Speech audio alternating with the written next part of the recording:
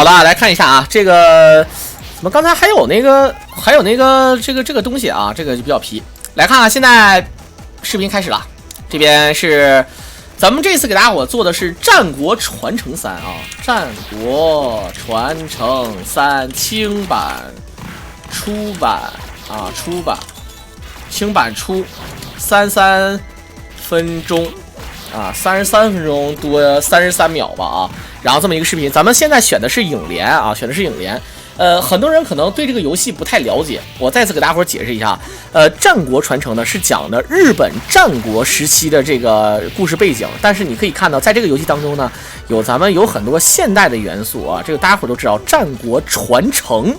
什么叫传承啊？那就是传承下来的东西呗啊！这里面呢，一共是严格来讲呢是有4个人物可以选，但是呢，在选完4个人物之后呢，还有2个人物呢可以中间招降啊，一个是阿国，一个是百鬼。但是这2个人物呢，在轻版的游戏当中呢是可以直接选啊。这次呢，咱们打的是一个轻版的超级速通啊，不进就是什么都允许使用的超级速通。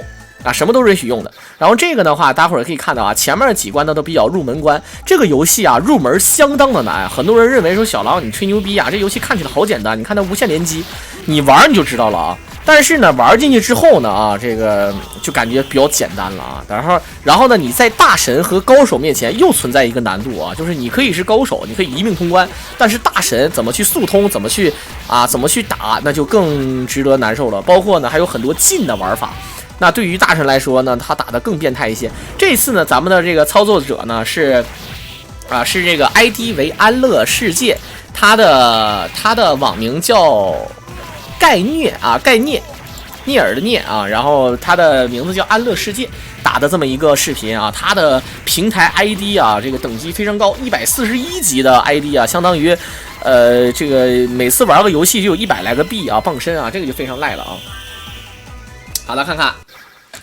我不是戴假发，我怎么戴假发了？我这明显是最真实的发型啊！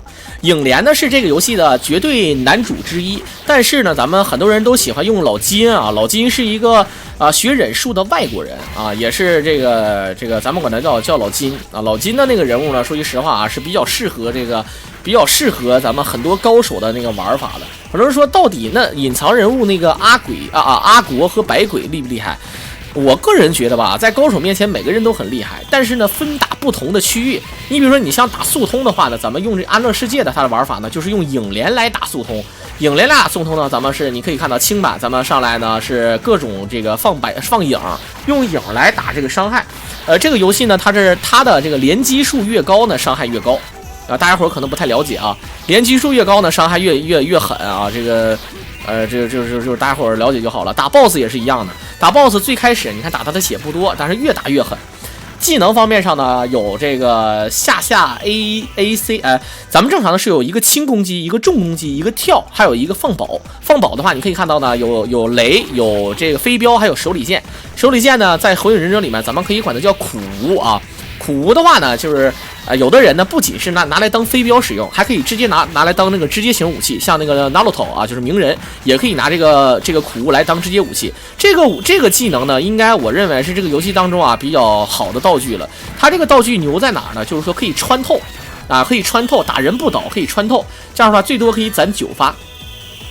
攒9发的话呢，这个穿透过来之后呢，可以再进行连招，而且越打越疼，你们也了解。而且再有一点呢，咱们还有一个超级必杀，上方的那个能量豆，你可以看到最多能攒到2颗能量豆，这2颗能量豆呢，就是非常的给力了。这个设定呢，最近我玩那个快打旋风 LNS 3.0 也是根据这个来的啊，前期给大家伙100能量，然后那个练技能是需要能量的。你看这里面咱们练技能也是需要能量的。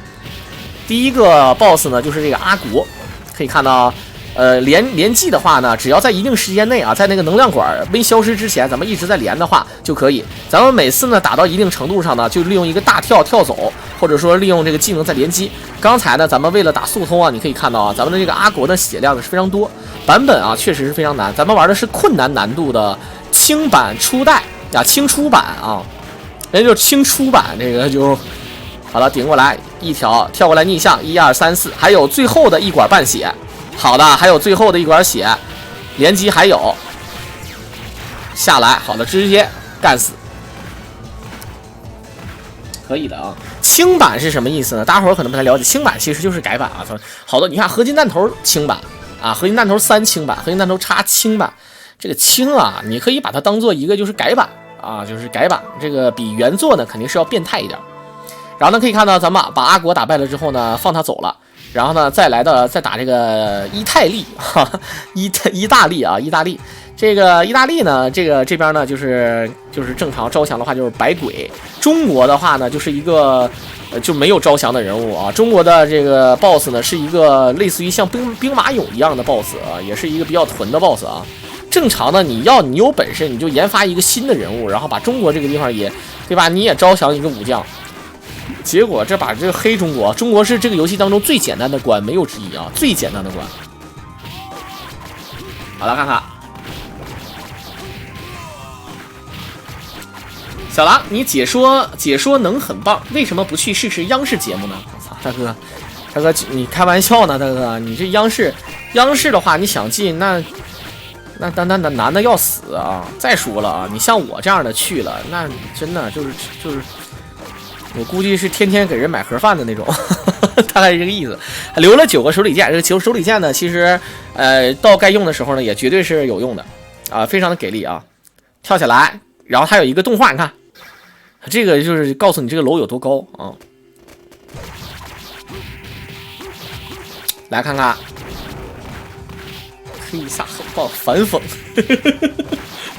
你们控制啊！这个其实啊，这个我跟你们讲啊，在日本的历史当中呢，他从来没有不承认啊很多文化、很多的技术，包括很多的这个怎么说呢习惯啊，生活习惯都是跟这个中国早年的封建社会啊学来的啊。从汉朝末年到这个唐朝啊，这个咱们都一直管这边呢叫天朝，天国之朝啊。这个包括你像小日本的这个冶炼技术，它这个对于这个你可以研究战国时期，日本的战国时期跟咱们那个春秋战国不一样啊。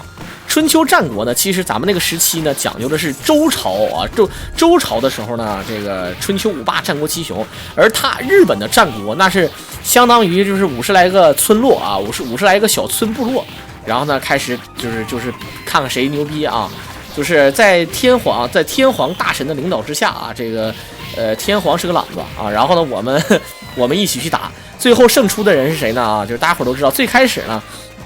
有很多非常杰出的人物啊，大家伙都比较了解的人物，像什么那个，这个有人知道的一些，你像比如说丰臣秀吉呀，什么德川家康啦，啊，这在他俩之前还有领导啊，这个织田信长啦之类的啊。织田信长到底是织田信长，我到现在我都整不清楚啊，这个就是精神病一样。好了，可以看到一个替身之术，日本战国就是春里斗欧吗？是的。他甚至没有什么太牛逼的火器，而且啊，很多人都不知道日本的那个忍术啊，很多人说日本忍术，你看那个火影忍者里面那是不是真的？那肯定是假的啊，这个那肯定是假的。但是呢，日本的忍术呢，它多有这个主要讲忍者主要讲究一个字儿，就是忍，他能忍人所不能。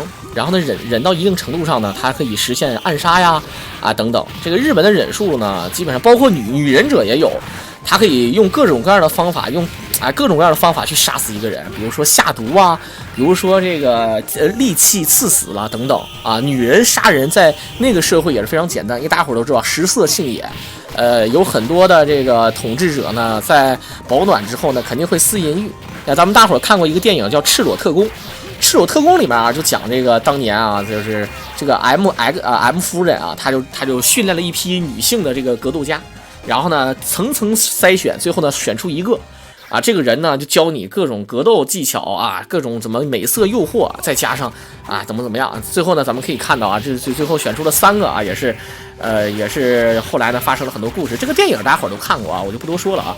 这里面就讲啊，这个比如说在那个你人的脊椎啊，脊柱下面有一个骨头啊，有一个错位环，你把它迅速的利用手劲儿啊，快速按下去，马上再拽起来呢，可以迅速的让人致死。啊，就是这个大家伙都了解。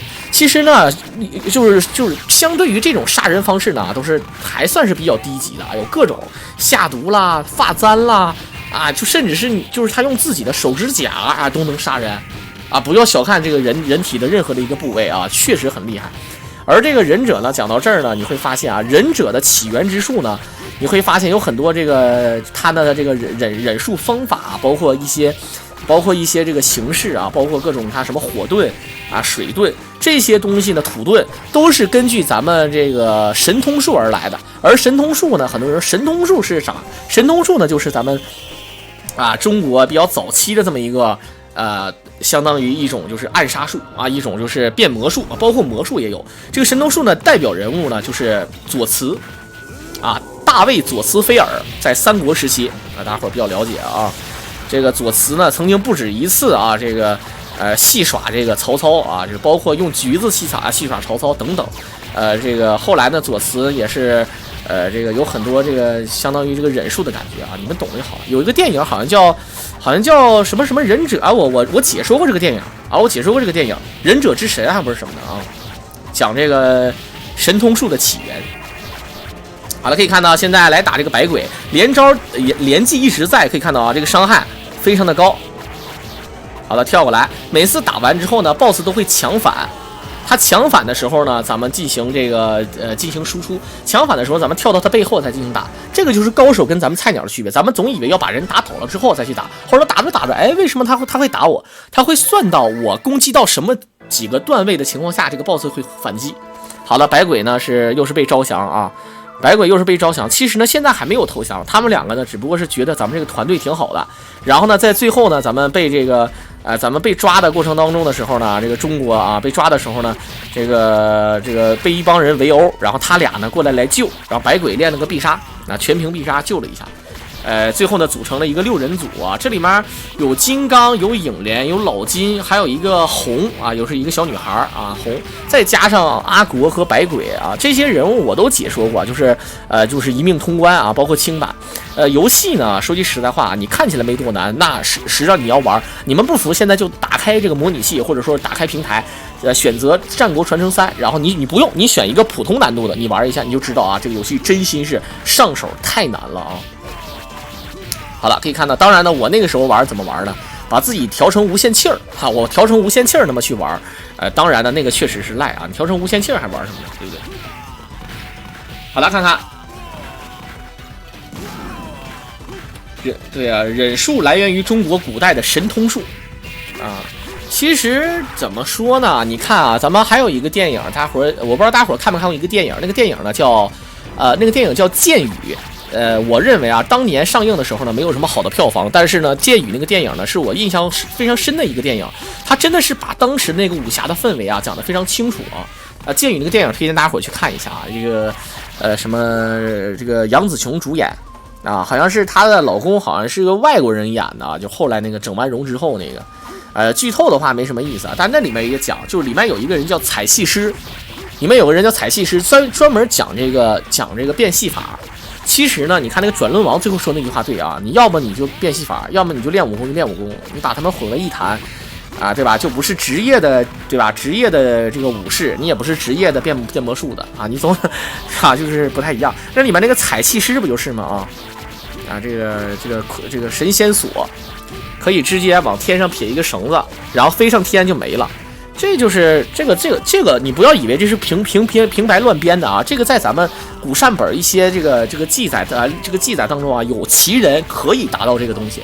至于怎么回事呢？我估计就是一场大型魔术啊，障眼法啊的逃走的方式呢很多，包括利用什么替身之术啊等等啊，这个大型魔法、大型这个魔术呢，你像大卫科波菲尔啊，这个。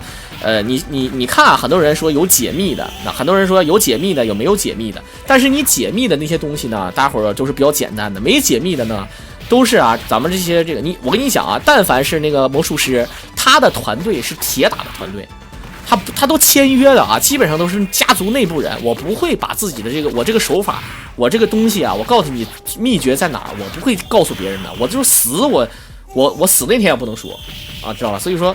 就是这个意思啊，所以说大伙儿看那个魔术啊，很多人喜欢看魔术揭秘。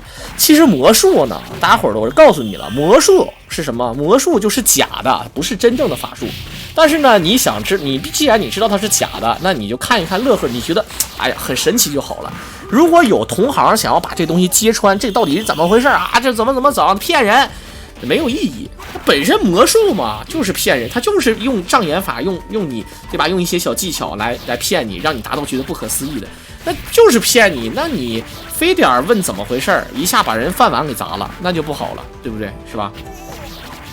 好了，可以看到现在这个第一关啊，这个第一关其实中国这个区应该是正儿八经的第一关啊，只不过咱们这第一关稍微简单一点，然后最后的 BOSS 更简单。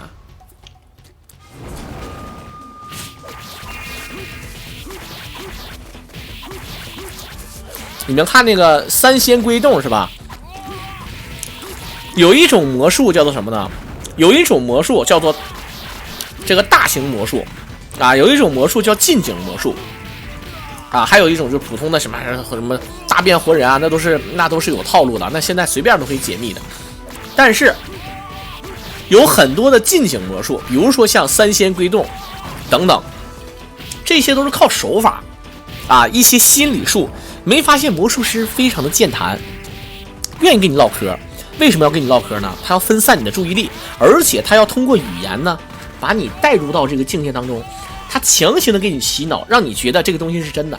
比如说，给你拿一块玻璃，让你去看看这个玻璃怎么回事。你看看这个玻璃是不是啊？是不是真的啊？玻璃是真的啊，正反面你检查都没有问题。然后呢，我呢用一个手法啊，这个手法呢，其实很多人魔术师都会。我用这个手法呢，把一个硬币从这个玻璃这边穿到那边去，其实就是手法。其实这边硬币没有穿过去啊，只不过是揣兜了啊，或者是放哪了。而这边呢是拿出来的新的，那就是这么回事。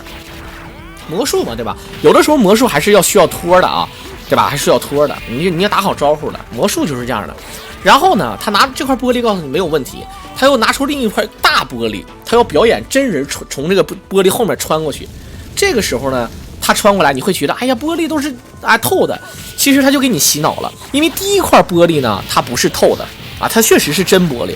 而第二个玻璃呢，它就是透的，它可以通过某种方式给它打开，而咱们看不到，你不知道啊，你就天真的认为所有的玻璃都是死心的啊。都是咱们简简单单讲解这个东西啊。当然，这个怎么讲到魔术上了呢？咱们正常是要讲解说。这个当然这一关呢就比较简单，你看这个 BOSS 都不会抢反的啊，很傻的。这个 BOSS 是最简单的 BOSS 啊，你小狼都会打，不用说大家伙了。70连击，轻版的最难度呢，由于 BOSS 的血量非常多，所以说你打的时候一定要有连击啊。如果没有连击的话呢，你打的特别慢。你慢的话呢，不是说时间到你死了，是你慢的话很容易出现一个问题，就是给敌人 BOSS 造成更多的机会，对你造成伤害。好，你可以看到咱们被包围了之后，两个人互相一点头，百鬼啪练了个必杀，召唤出了一个恶龙，咔咔咔火焰之龙，然后把这个底下这个半身的小妖给秒了。然后两边呢就加入到阵营当中，咱们可以重新选阵营啊，你看啊，可以重新选阵营啊，这样可以看到直接选百鬼，先手影莲，然后再选一手百鬼，这样的话再从巴西开始往上上啊，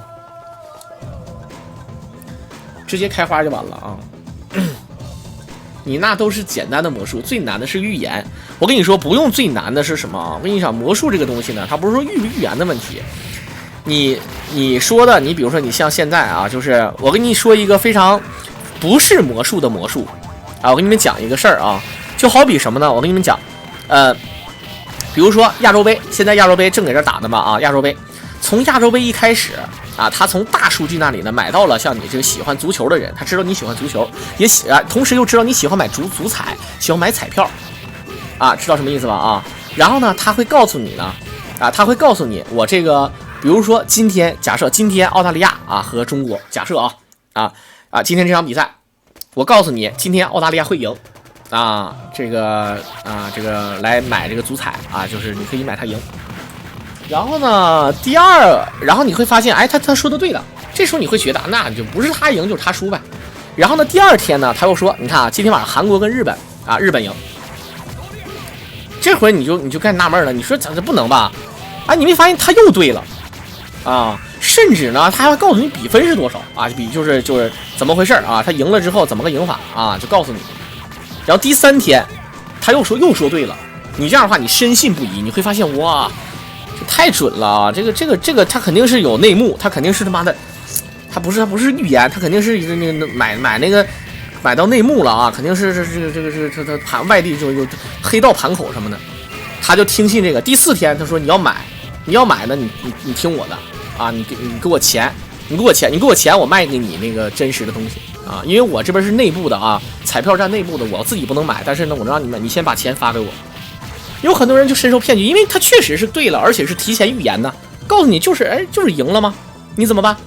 这时候你私下给他打了，比如说打了1万块钱啊，买了这个答案，然后他把答案告诉你啊，告诉你之后，你买谁赢谁输啊，怎么回事？至于怎么回事啊？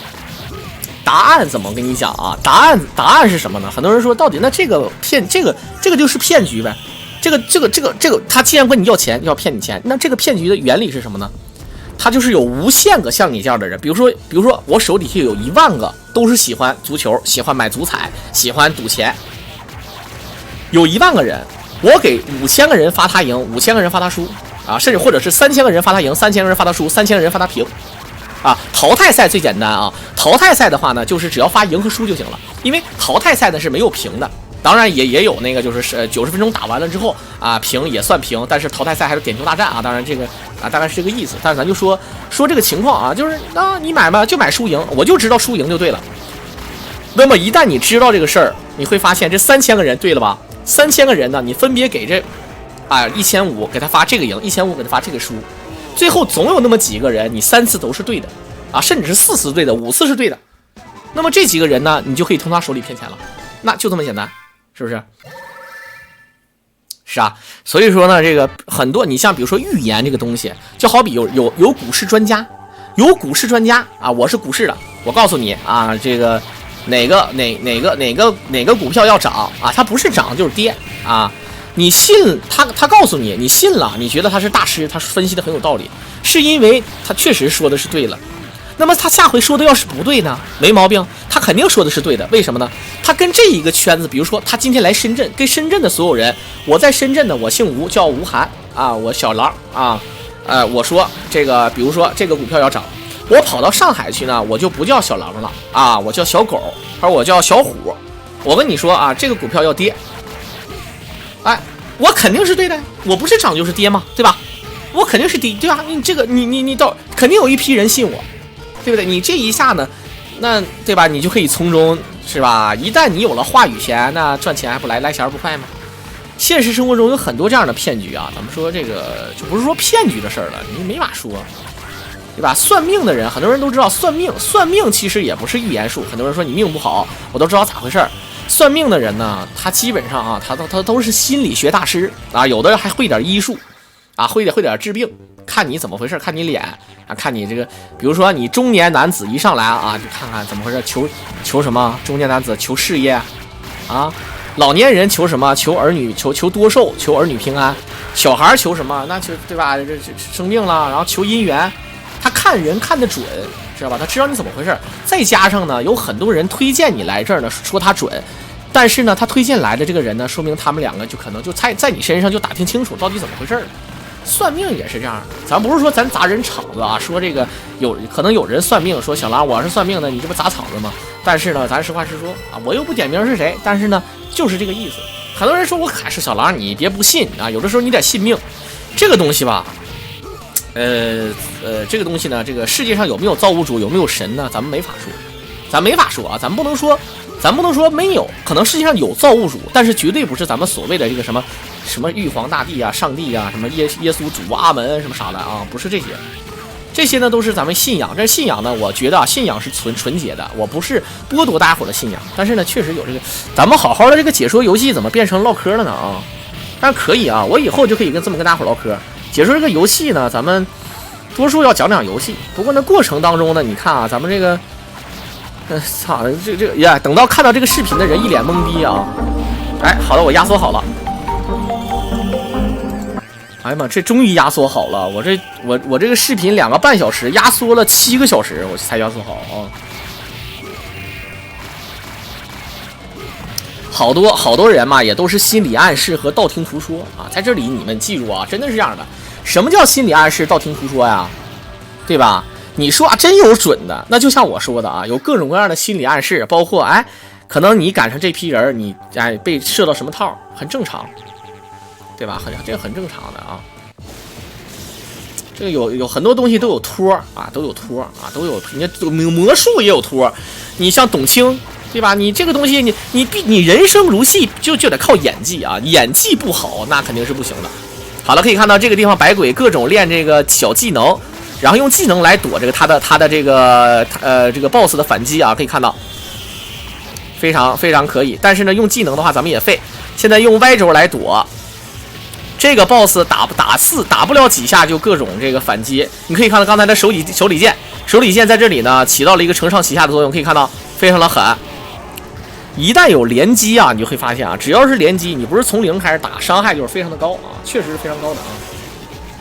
我电脑配置已经很好了，只不过压缩的非常的极限，我压缩成 H265 的这个码率是分辨率是1280×720，马力是922马力。正好达到了网络上要求的这个所谓的这个超轻码率。好了，可以看到来到京都 Tokyo 推背图，还有我跟你讲，推背图到现在人都说啊，都是后期有人这个伪造的啊，就不是说伪造了，推背图有，但是内容它不是他说的那个内容啊。推背图最后卦象第59卦是很多人说一共60卦，推背图一共60卦，60卦呢是最后一卦，但是实际上呢第59卦才是最后一卦啊。第60卦呢就给你讲这个人生的道理啊。第59卦呢就是他告诉你什么呢？就是大一统。他告诉你什么大一统啊？他说的是整个这个盘古大陆的泛指地球，就说白了地球啊，泛指这个盘古大陆。那个时候还没有这个地球这一说，因为那个时候咱们天圆地方的啊，这个多多少少的啊，都是以这个地球为这个整个宇宙的中心啊。这个你世界大一统，就是包括一些蛮族，你像唐朝的时候啊，就已经有一些这个金发碧眼、好生可爱的外国人，对吧？就不用说唐朝了，这很多朝代都有啊，之前也都有，包括说一些听不懂的语的，像倭国人呢，就是那个日本啊，就是以那个女巫卑弥呼为首的这个割据势力啊，就是他们也一样，他们来这儿，哎，这天朝厉害啊，说的话他也听不懂，但是呢。这个他自己文字也是鉴真和尚东渡啊，这个教他的文字啊，但是他发音是自己研究的啊，所以说这个情况啊，很多我跟你们讲，你们很多人就觉得这个人很神奇，你们看了一些那个文献啊，就觉得这个东西啊挺神奇的。事实上，你们获得的历史知识，包括一些所谓的文献，都是你们老师告诉你的。就相当于日本现在很多的青少年，他根本不知道南京大屠杀到底是怎么回事，他们只承认自己曾经侵略过别的国家啊。后来因为国际上不允许他们私自建造军队，因为是战败国。但是呢，他们根本不教学生这个南京大屠杀的本质是怎么回事。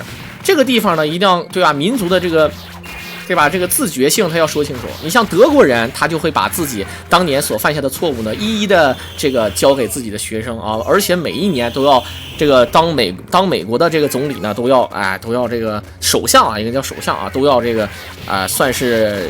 就为这个当年的事儿道歉，你看他们又没有错，对吧？我们都新社会了啊，我们东德西德也合并为一了，为什么我们要替以前的人赎罪呢？但是他们认，但是小日本不认。但是这个东西就是历史这个东西呢，是统治者强行加给你的一种心理暗示，他教给你的知识，所以说你所接到的东西呢，未必就是真的啊。就包括你像三国，你们说这个那个，你会发现一件事，三国里面你所获得的知识全都是《三国演义》。而《三国演义》里面啊，《三国演义》里就是小说。你要知道真正的历史是什么，真正的故事真相是什么，你都不知道。真相是《三国志》吗？也未必。《三国志》是谁写的？陈寿写的。那么陈寿他一个人，他凭什么？对吧？就哪怕是姓司马的人，对吗？司马迁，你哪怕是姓司马的人，他写《史记》，他也未必是真的，带有一定个人情绪。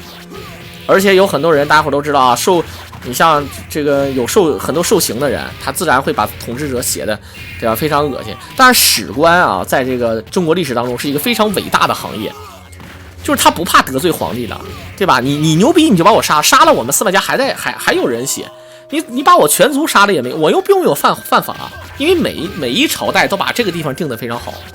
当然有几个非常恶心的，比如说像什么唐太宗啊，也非常恶心啊，他改历史。就改来改去，到目前为止呢，除了说他贞观之治之外，也对他呢有一定的人身攻击。现在说唐太宗啊，这个杀那个弑父弑兄，啊，再加上对他有很多不满的地方啊，这个都有啊，说这都是负能量，所以说没有任何人说都是完美的，对吧？你现在能达到完美的人，也就只有谁了呢？孔子，对吧？孔子、老子，这都可以。但是老子呢，又被人说成太上老君，然后又被猴给揍了啊，被打到那个一脚踹到那个炼丹炉底下去了，对吧？这都有这些说法啊。这个东西就谁拿着笔头子啊，谁拿着笔头子，那谁就有话语权；谁拿着枪杆子，谁就有话语权。笔头子重要还是枪杆子重要呢？我告诉你，那肯定是枪杆子重要。那就不用说，不要问我为什么啊。左慈不敢学了，左慈我家楼底下老太太一旦急眼了啊。好了，可以看到咱们现在这个速通这个地方呢，是有一堆这个，咱们可以看到，这就是第一关的 BOSS 啊。第一关的 BOSS 比较嘚儿，弱逼啊。